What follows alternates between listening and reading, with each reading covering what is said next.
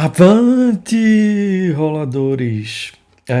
Finalmente fazendo um vídeo aqui que eu tô devendo já tem muito tempo, que é um vídeo básico falando, um vídeo na verdade, conversando sobre Pathfinder 2. Esse sistema que aqui no canal já tem um bocado de vídeo, várias campanhas que a gente vem jogando desde o playtest dele, na sua versão em inglês, até já com a versão traduzida em português e com diversos suplementos que saíram ao longo do tempo. Bem, antes de mais nada, eu sou o Lucas, eu geralmente sou um dos principais GMs, mestres ou narradores, chame como quiser, aqui do canal. E nesse vídeo ou podcast mesmo, a ideia é mais bater um papo sobre o básico de Pathfinder 2, principalmente porque é um sistema que a gente já vem jogando no canal já tem um bom tempo, certo?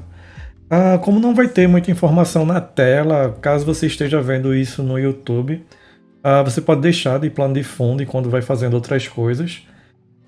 Esse vídeo também vai, essa gravação também vai para os demais agregadores de podcast.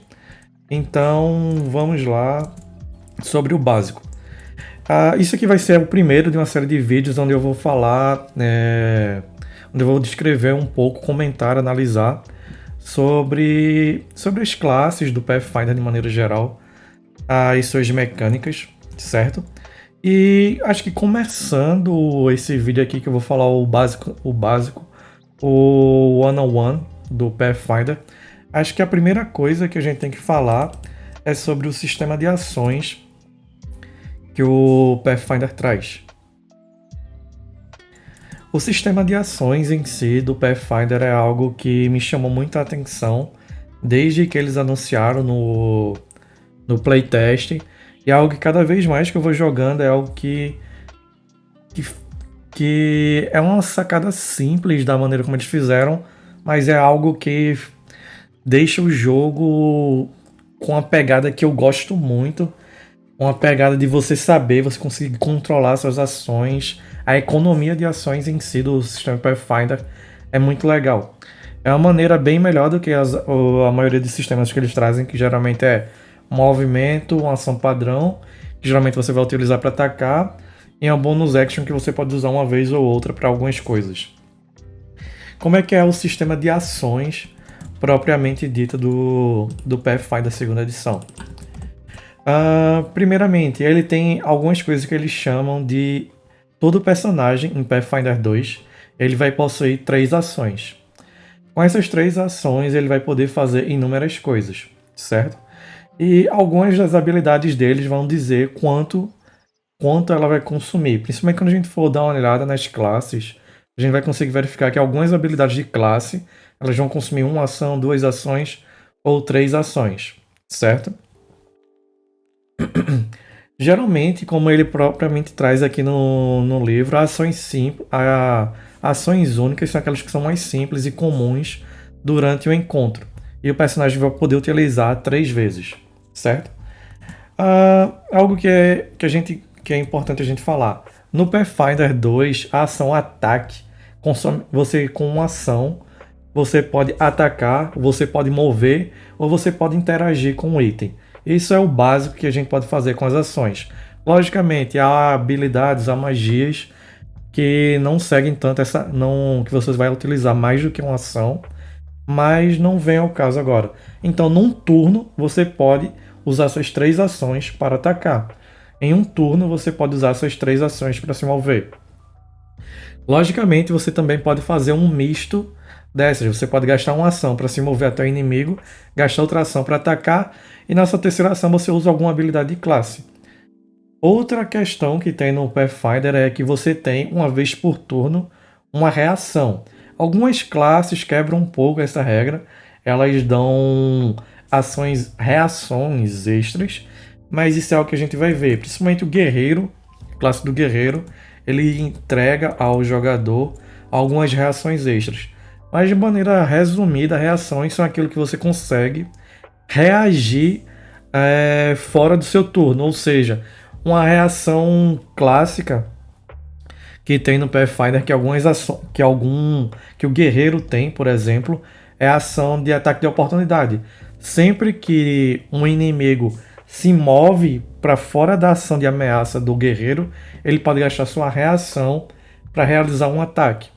Outra reação, por exemplo, é a reação do bárbaro, que sempre que o inimigo se afasta dele, ele consegue acompanhar, ele consegue utilizar sua reação para se mover até o inimigo, para não deixar que ele fuja. A questão das ações vão ficar mais fáceis quando a gente chegar a ver as classes propriamente ditas, onde vai ser possível verificar o que cada classe ou as habilidades de cada classe, aí vai dar um norte mais ou menos nas ações em si de cada classe. Entretanto, o básico você vai ter 3 ações no seu turno e você vai poder gastar essas 3 ações da maneira que quiser. Outra coisa que é o bem básico do Pathfinder segunda edição, não só do Pathfinder segunda edição, são as ancestralidades.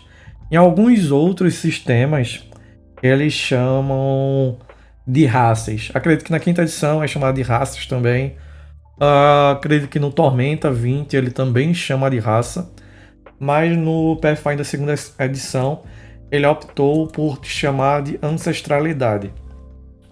No livro base, ele traz pra gente 6 ancestralidades. Entretanto, quando a gente for dar uma olhada mais detalhadamente na parte das raças, dado que esse é um vídeo mais introdutório, mais o basicão sobre o sistema em si, vocês vão verificar que não é cada raça em si, em termos de sistema normal, elas valem por 2 ou 3 raças. Por quê? Eles trazem algo em Pathfinder que é algo chamado de heranças. Então, cada raça vai ter algumas heranças diferentes que vão variar. O exemplo clássico dos elfos é que você vai ter a herança dos elfos de gelo, a herança dos elfos das profundezas, a herança dos alto-elfos. E isso traz uma certa mudança naquilo que você seria. Você não é o elfo basicão, você é de uma linhagem específica de elfos, que traz uma certa mudança da raça em si. Um outro bom exemplo disso é a própria questão dos humanos. Os humanos aqui eles trazem alguns outros tipos de herança, como eles o meio elfo e o meio orc. Ambas as ancestralidades estão dentro ambas as heranças estão dentro da ancestralidade humana, certo? Então, no livro base que a gente tem aqui em português, traduzido pela New Order, a gente traz as seguintes ancestralidades ou raças, chame como preferir. A gente vai ter o anão, que, como o próprio livro ele já traz, os anões são um povo robusto e atarracado, devotados e ferozes e bem teimosos. Os anões são uma raça bem clássica de sistemas de fantasia medieval, então acho que não tem muito aquilo que explicar. Ele também não tem algo muito único no cenário em si, no sistema em si, desculpa. Ele também traz como a segunda ancestralidade os elfos, que são os típicos. Os elfos aqui são os elfos bem padrões, ou seja, eles são um povo alto, esguio, bem longevo, ou seja, eles vivem muito, com uma forte tradição e ligado à arte e magia. Próxima raça que ele traz aqui, ou ancestralidade, chame como preferir, são os gnomos, que são um povo baixo e vigoroso, com uma curiosidade insaciável e hábitos excêntricos. A próxima ancestralidade que ele traz aqui no livro base são os goblins, que geralmente na maioria dos livros, na maioria dos sistemas de RPG, eles são raças de monstro, geralmente como inimigos, e raramente eles são trazidos como raça jogável. Acredito que eles trouxeram no livro básico, porque a Paizo, a editora que faz o Pathfinder, eles sempre tiveram como seu mascote um Goblin. Então acho que nessa segunda edição eles abraçaram bem essa ideia e já trouxeram o Goblin como raça jogável no livro base. O resuminho que ele traz aqui do Goblin é que eles são um povo baixo e desorganizado, porém enérgico, e obstinado. e foram vilificados e temidos por milênios. Acho que isso aqui é importante, essa frasezinha aqui no final, que é para você entender, para os jogadores, bem como os mestres entenderem, que os goblins aqui, pelo menos a proposta deles é que eles não sejam apenas uma raça de monstros loucos que atacam aventureiros nível 1, mas que são uma raça jogável e que tem uma cultura própria. A próxima ancestralidade é a ancestralidade dos Halflings, ou geralmente traduzida aqui para português como os pequeninos. Eu gostei que eles não traduziram Halfling em Pathfinder 2. Tem alguns sistemas, e acredito que a tradução oficial do D&D ele traduziu o termo Halfling para pequeninos. É algo que, sinceramente, eu não gosto nem um pouco. Acho que eu já me acostumei com o termo Halfling, e traduzir para pequenino é algo que soa muito estranho para mim. Mas enfim, o resumo dos Halflings é que eles são um povo pequenino e adaptável, donos de uma grande curiosidade e um humor notável. Os Halflings eles são claramente inspirados nos hobbits do Senhor dos Anéis, das obras de Tolkien. Por questões legais, como eles não puderam trazer o nome Hobbit, todos os RPGs medievais, eles vêm trazendo por essa questão do termo Halfling. Por fim, os humanos que geralmente são a ancestralidade padrão em sistemas medievais também. O plus aqui do sistema de Pathfinder, como eu havia dito, é que algumas heranças a mais são adicionadas ao humano, como o meio-elfo e o meio-orc. Então, nos suplementos que já saíram lá fora, mas aqui ainda não vieram sair, eles trazem algumas heranças, extras para a questão de humano também. Por fim, esse é o básico sobre as ancestralidades, apenas as ancestralidades que vem no livro básico, que eu vou comentar pelo menos agora nesse vídeo. Terminando essa parte das ancestralidades, algo que é importante a gente verificar é a própria parte da biografia. As biografias são a parte importante do personagem em Pathfinder 2ª edição. Porque quando você vai construir o seu personagem, você primeiro escolhe a ancestralidade, depois você escolhe a sua biografia.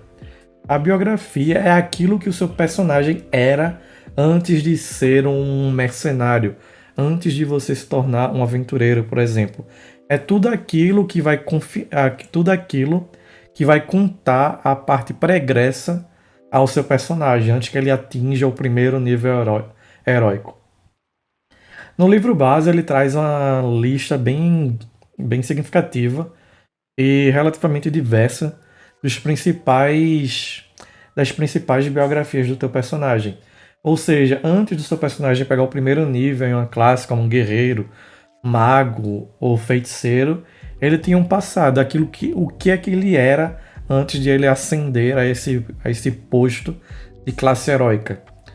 Aí ele traz aqui uma gama bem grande.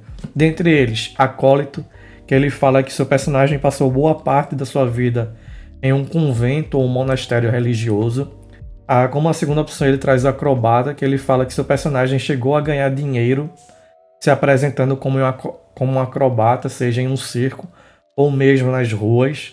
Ele traz curiosamente aqui a figura do advogado, pilhas de manuais sobre leis, professores severos e experiências na corte o instruíram em assuntos legais. Esse é o arcabouço que seu personagem vai trazer. Ele é um cara... Ele é um personagem acostumado a lidar com o âmbito forense em si. A próxima biografia que ele traz é a questão do animador, que através da educação nas artes ou pura prática obstinada, você aprendeu a entreter multidões. O próximo é o apostador, por fim, artesão, artista, batedor, caçador de recompensas, charlatão, criança de rua, criminoso, detetive, discípulo marcial, emissário, encantador de animais, eremita, estudioso, funileiro, gladiador, guarda, herbalista, lavrador, marinheiro, médico de campo, mercador, mineiro, nobre ou nômade. Ele também traz o operário, prisioneiro, soldado, taverneiro e, por fim, vidente. Esses são as biografias, ou seja, esses são as características que você pode dar ao seu personagem, contando um pouquinho, de maneira bem resumida, sobre o passado dele. Cada uma dessas biografias eles vão trazer melhorias, tanto ligados a um atributo, quanto um talento a qual ele traz. Por exemplo, vamos olhar aqui o batedor. O batedor, ele fala que o seu personagem vivia nos ermos, tem os ermos como um lar, etc. Ele já viveu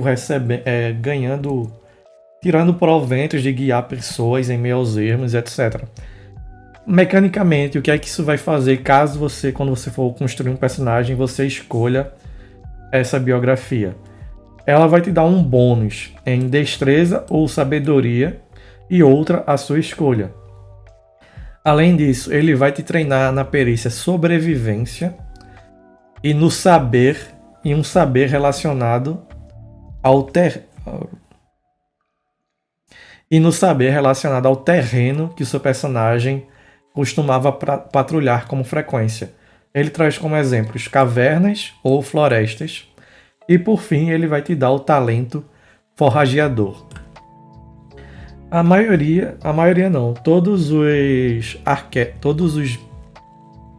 Todas as biografias, eles sempre vão te dar uma melhoria em atributo fixa e vai permitir que você melhore outro atributo à sua escolha. Depois ele vai te dar uma perícia como treinado. Por fim, ele vai te dar uma perícia de saber como treinado. E ele também vai te dar um talento ligado a essa perícia que você recebe. Bom, como tem muita coisa para falar ainda nessa parte básica, a gente vai encerrar por aqui esse vídeo, esse podcast, para ele não ficar ainda maior do que já está. Mas de maneira resumida, a gente falou sobre as ações de Pathfinder 2ª edição. A gente comentou sobre as ancestralidades, que são as raças que existem. A gente falou um pouco sobre as biografias também, que é uma maneira mecânica de você resumir o passado do seu personagem. Se você está ouvindo a gente pelas plataformas de podcast, por favor, dá uma passada lá no canal do YouTube. Deixa o seu gostei, se inscreve, compartilha. Se você está no YouTube, vai lá nos agregadores de podcast, dá uma olhadinha. Vai seguir embaixo o link da gente com todas as redes sociais que a gente tem. A gente tem Facebook, Twitter, Instagram. A gente também está recentemente no Discord. Se você quer conversar com a gente, fala lá no Discord. A gente também criou recentemente o Telegram do canal. Dá uma olhadinha lá também se você quiser falar com a gente. E a gente também está fazendo live agora lá na plataforma roxa. Se você quer procurar a gente, é tudo /RPG de Quinta. Um abraço e nos vemos em breve.